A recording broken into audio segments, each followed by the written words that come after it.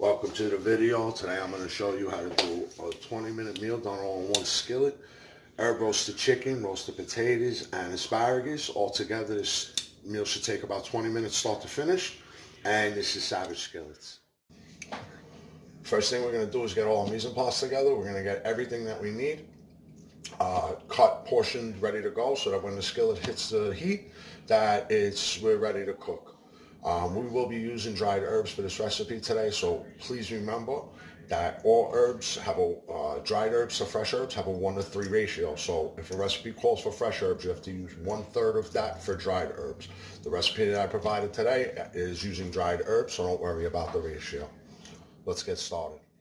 First part of the mise en place that we're going to get together is we are going to measure out all the dried spices. So this one's pretty simple. We're going to do 1 teaspoon of Italian seasoning. We are going to do 1 teaspoon of paprika, 1 teaspoon of Montreal steak seasoning, which has a nice peppery, coarse kosher salt flavor to it. And we are going to do 1 teaspoon of grated Parmesan cheese. We're going to get that all into a bowl together. And we are going to use a wire whip or a fork if you don't have a whip. And we're going to just gently mix it up so that it's all blended and ready to go.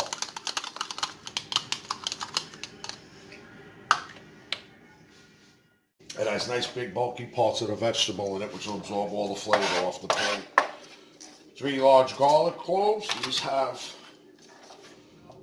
the natural covering still on them, so the easiest way to do that is just take the side of the knife and crush it. Comes right off. The outer layer peels right off.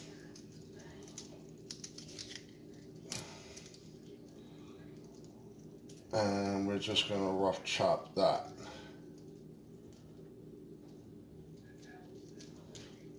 Well, in theory, it comes right off.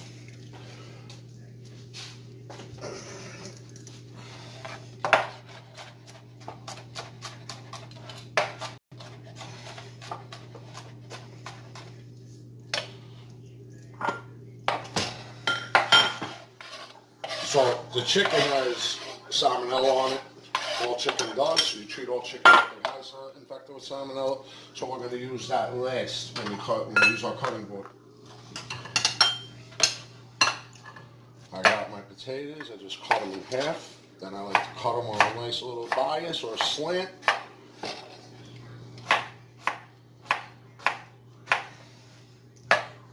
This way they're nice and thin. And they cook a lot quicker. We're gonna roast these in the oven at the same time with the chicken as it's finishing off. We're gonna sear the chicken and then add our vegetables, add everything, and we're gonna throw it right into the oven, and we're gonna let the skillet do its work.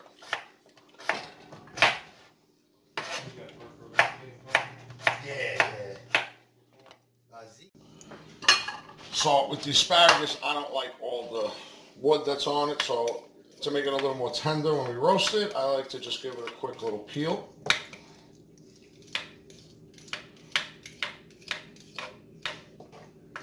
Don't have to be 100% peeled off. Just get the outer rough edges. It makes it, a little more palatable when the whole finished product is done. Especially since I'm not blanching this ahead of time. I'm just gonna peel it, throw it in the pan. Throw that into the oven.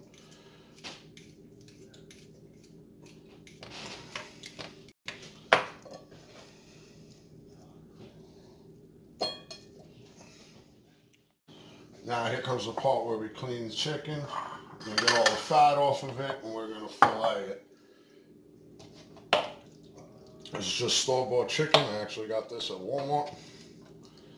And we're just going to trim any of the excess fat off of it and just give it a nice little fillet. Notice I took my rings on my watch off because I don't want to cross-contaminate anything with getting chicken blood or chicken juice on my rings on my watch.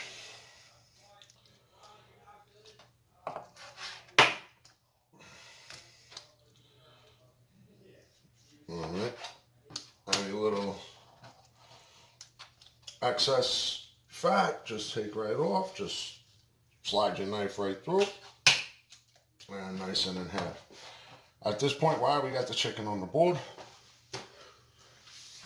I like to season the meat itself with salt and pepper. I got pink Himalayan salt, and I got a little bit of a cracked pepper blend here. Both sides.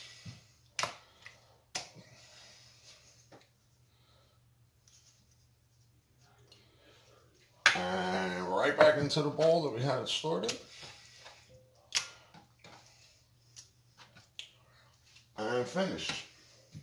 Just point, I'm going to get my hands nice and washed, because cleanliness is next to godliness.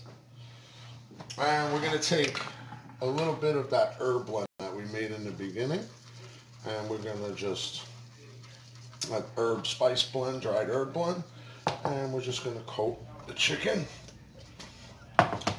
And the rest of it, approximately half, a little less than half will go on the chicken. The rest of it just dump right over the potato. Now, take the chicken, coat it very liberally, and the juice from the water that's on the chicken itself will actually give a nice little hydration and give the chicken a beautiful color. Wash our hands again.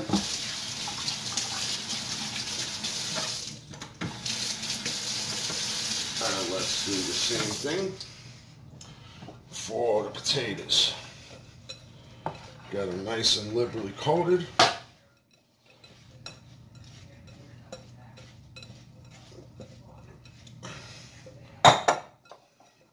And all our mise en place is ready.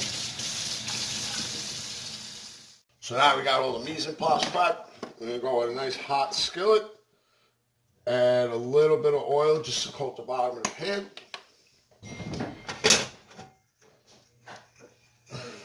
And you can tell when the oil is hot by its viscosity. It's going to run. The hotter the oil gets, the more liquidy it's going to get, more watery it's going to get. It's not going to be as thick and holding onto the pan as tight. So I'm just going to place chicken breast right into the pan. Nice hot pan, get a nice sizzle going on it. We want to sear the meat.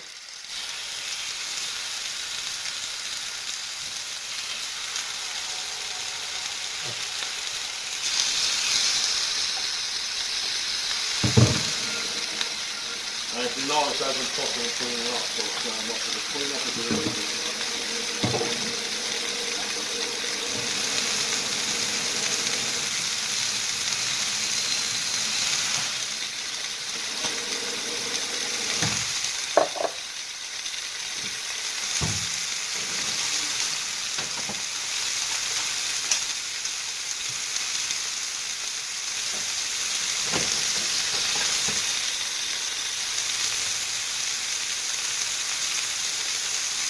As it's cooking, I just lift it and let any steam that's underneath the meat be released, because otherwise it's going to lift the meat off the pan a little and give it little pockets, and you're not going to get an even cook on the bottom of the meat, on the bottom of the chicken.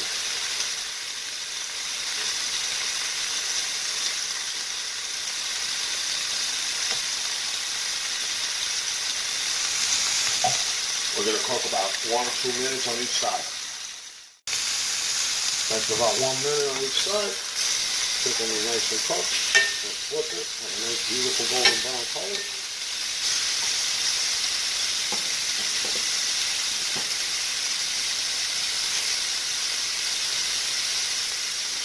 We'll give that about 4 more minutes.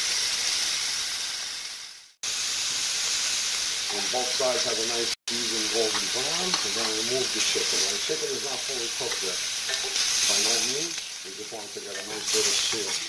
We're going to take all of this in the pan, and we are going to add in our garlic and our shallot, all that salt and pepper, and then we're going to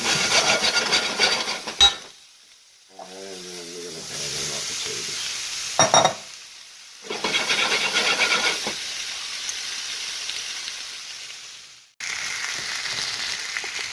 After about 2 minutes of cooking, we're going to return the chicken to the pan.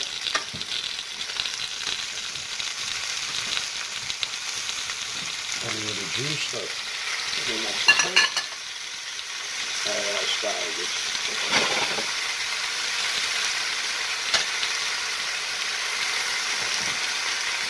This is simple. And we're going to just take the pan and place it in the oven. And we'll let that go for about 10 minutes, 15 minutes. Now, if I was serving this in a restaurant, this is approximately the plating I would do on it. And nice simple one skillet dish meal.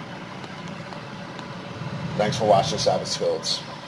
If you made it to the end, please like and subscribe. So, the skillet's been in the oven about 15 minutes now, and we're going to pull it out. As you can see, everything is nice and ready. And we're going to take this and we're going to plate it up real nice. If you like the video so far, please hit like and subscribe, and more content will be uploaded on a weekly basis. Thank you for Sabbath Skillets. This is my first ever video, so please be gentle in the comments.